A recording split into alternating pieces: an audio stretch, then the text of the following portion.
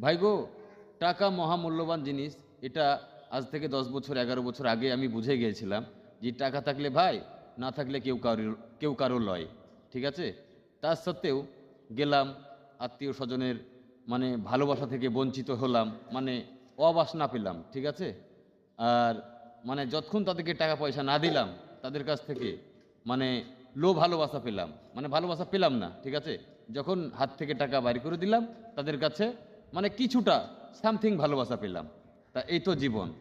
আর সেরকম ভালোবাসা পাইনি। সীমিত ভালোবাসাও পাইনি। মানে একটুও ভালোবাসা পাইনি। কি আর বলবো?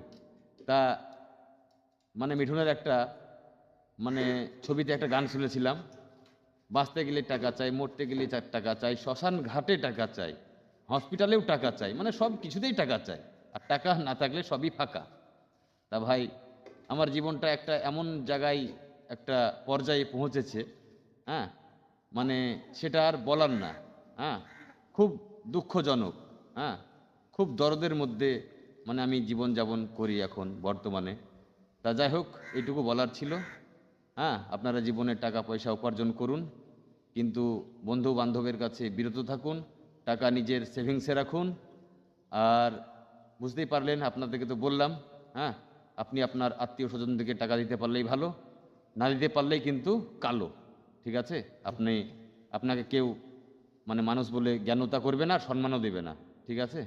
তা ভালো থাকবেন, সুস্থ থাকবেন। ভিডিওটা এ পর্যন্ত। অন্য কোনো এপিসোড নিয়ে আপনাদের মাঝে আবার আসবো। খোদা হাফেজ।